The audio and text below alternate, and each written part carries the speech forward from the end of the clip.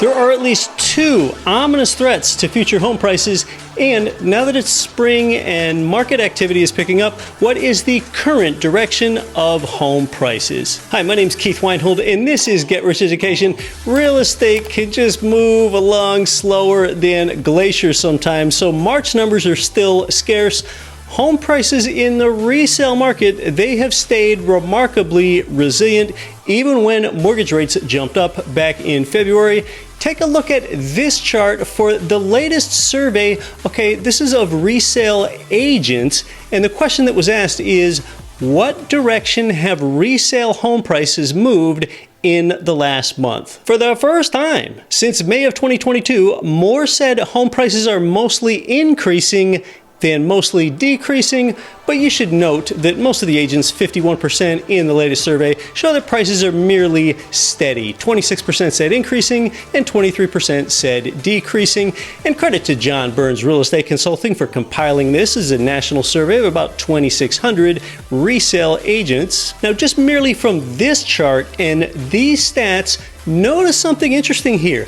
October 2022, 6 months ago, that appears to be housing's low point. National existing home prices month over month are up just a little, from about 361K to 363K. And seasonally, that could go up some more. That typically happens each year when spring transitions to summer. If you think that those prices sound a little low, all right, well, be mindful. This entire discussion so far has been about existing homes, also known as resale homes. They tend to be priced lower than new construction homes. If you combine both existing and new, $468,000 is the national median home price. Just like the sun, home prices keep rising in the eastern United States, and they have fallen out west. As I've long discussed, one reason that we invest specifically in the Midwest and South around here is for their stable prices even during downturns. The same can be said about the inland Northeast away from the coastal Northeast. In fact, backed by historical data, here is American housing's long-term regional price volatility. The most stable markets are in the Midwest and inland Northeast. You'll find medium volatility in the South, and the highly volatile markets, which are the ones that we avoid investing in, are in the West and in the coastal Northeast. It's hard to get long-term cash flow there anyway. Hey, go ahead and hit the like button if you happen to like how I'm breaking it down for you here. I'm going to guess that you've never seen regional home price volatility described before. Well, what about the rest of this year? Well, here are the main factors governing national home price direction for the rest of this year.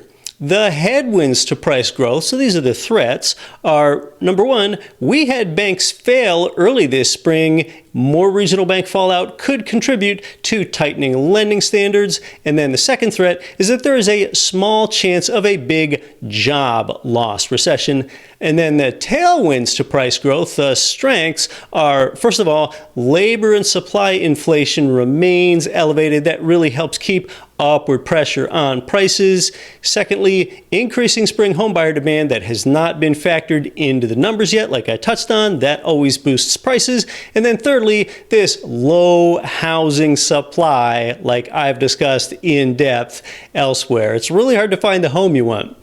Now, mortgage rates, I didn't put them into either category because we don't really know where they're headed. Many think that they're going to be lower by the end of this year than they are now, and I do too. I'd estimate that a 65% chance is that they will be lower then. So national home prices have begun heading up a little, and there are a few more opportunities than there are threats that prices should keep rising, but I just don't expect any huge gain this year, like no 10% gain nationally. I don't see where that would come from. Income property pays you 5 ways at the same time. And here at GRE, we connect you with the providers that make a good rental property at GRE Marketplace. And understand that marketplace, it's not like a big box store. It's more like an organic farmer's market where we help match you with experienced providers that have available properties. And much like an organic farmer's market, you check back regularly for new offerings. It is a vibrant market. We've never got any rotten tomatoes or anything in that market.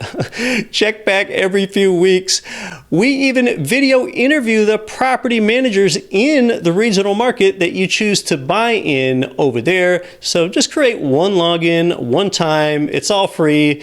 Gosh, I wish this had existed when I started investing in real estate.